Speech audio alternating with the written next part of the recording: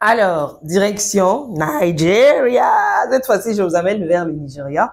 Bienvenue à tous. Mbote Nabino de partout. Sikaboya Mabiso. Il aura toujours plaisir pour Nabiso Yo Akibuza. En tout cas, merci beaucoup. Alors, Lelo, vite, hein. Voilà. Alors, Lelo, dans Betali Solo, il y a Oyo. Quick White, direction Lagos. Ok? À tout à l'heure. Je vous retrouve pour qu'on en parle.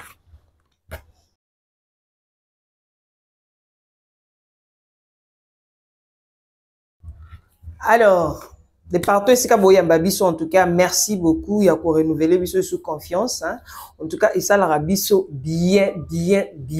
Ma casse, à chaque façon, il y a un nouveau abonné, une nouvelle abonnée. En tout cas, et ça, la Biso, bien.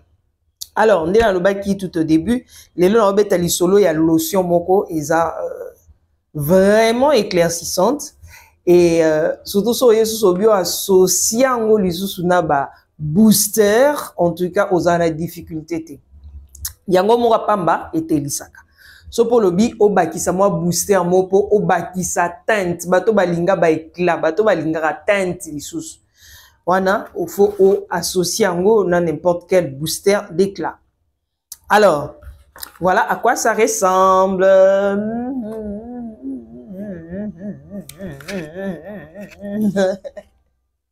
Voilà, Quick White. En tout cas, Quick White, bien ango, eza au même moment, au pakula na elongi, et puis nanzoto, eza ka te que mafuta uniquement pour na elongi, non.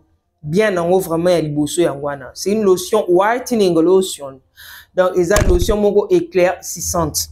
Comme eza éclaircissante, en tout cas, aux ailes a besoin ya olunga, au bas qui c'est sous biloko belé te eko dépendre na yo.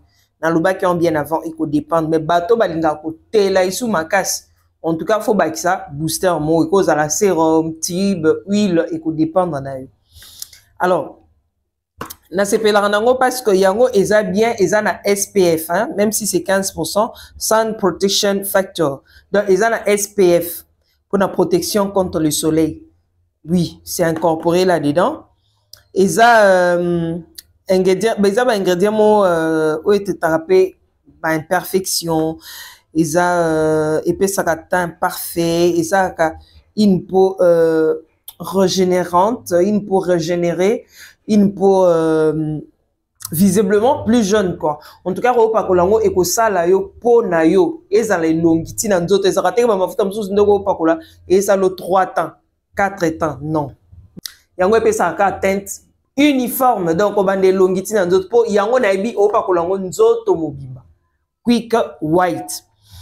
Alors, ils appellent anti-tache, hein? Naba ingrédients, ils ont un 4, ils ont anti-tache, ils ont réduisant apparition ya baride, bateau ba commis déjà pour battre sous baride, pas africain sous et bimara bien avant, hein? Pour un entretien bien te, ba souci, ba problème ndenge pauvreté pesali, bi pakola pe et bimisaka pe baride très tôt. Alors, pour éviter cela, il faut oyeba ou hydrater peau. Pour ne pas ride non ezalate. Alors, yango ezara bien peau et empêcher apparition ya baride et puis baride ezara pour baride ba to mona ka baride elongi o ya misu non. Ya kingo ezali ya maboko pesa. Donc yango et empêcher kango et bima. Alors, ezara ba tumususu ba telaka hein, rougeâtre, échanger moi ba peau so ça on dirait net jaune moko boye nzuluka net jaune te. En tout cas yango et empêcher kango grâce il y a protection solaire né actif en protection solaire ou ezana kati. Mais cela ne veut pas dire que soko zio ça il ngonde obosane anti-solaire non, pendant la journée et ozala protéger pe soko ozio ça les lignes dans le bara toujours anti-solaire no ya libanda. Hormis o eza incorporé na kata lotion, na kata savon, na kata sérum. En tout cas, il faut osana anti-solaire no ya libanda o pour protéger contre les soleils. Vous avez que o kendo luka o kendo sala buité o ezo protéger contre les soleils. Voilà. Alors, parmi les ingrédients o ezali na kati, tozana o sauté likolo, tozana stéraïque acide. Ici, on appelle ça une explication par rapport à nous.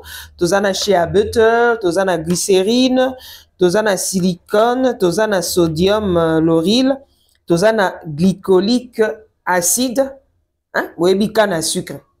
Bimsela biso ango.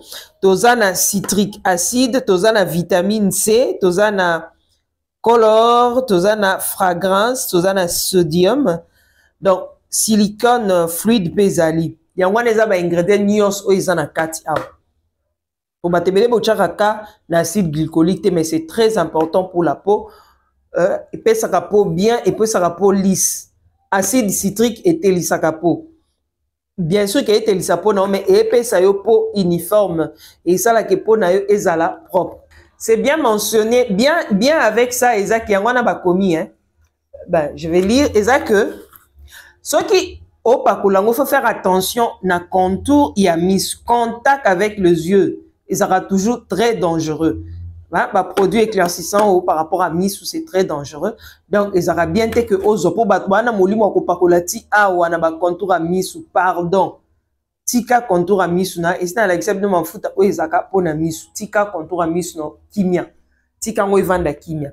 Alors au cas où ero pakola par erreur aux yeux contact avec les yeux, il faut toujours rincer. Kotika te o na zui na pangusa ki na lamba non. Il faut toujours rincer avec de l'eau propre. Hein? De l'eau propre, c'est très important.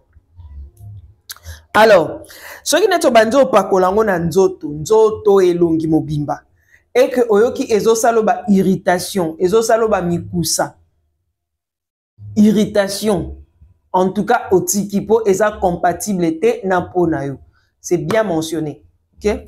Pour être moussou baza so pakolika mafuta muke babandi koyoka mukusa ba picotement, tout ça là par rapport à peau. Soit ce que zaki que yo moko o agressa po na yo, ce que po eza sous compatibilité bleu non so salé là.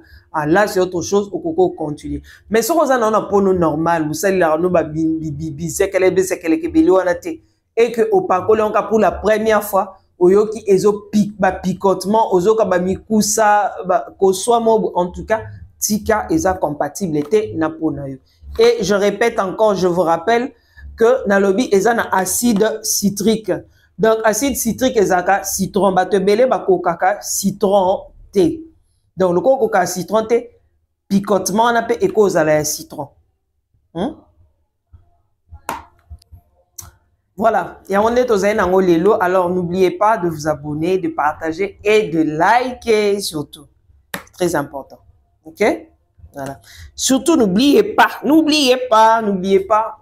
Oh, pas un besoin d'un numéro dans le de jeux Zaka. Na batope bazan qui ba ebi place adresse Zalaka oye. En tout cas, eza lotion moko très efficace. Batope ba chaka ngo kate. C'est disponible, c'est très efficace. Oh, pena batoba linako teinte. Voilà. Yango. Oh, pa ba le baka. Voilà. Hein? Yango. OK?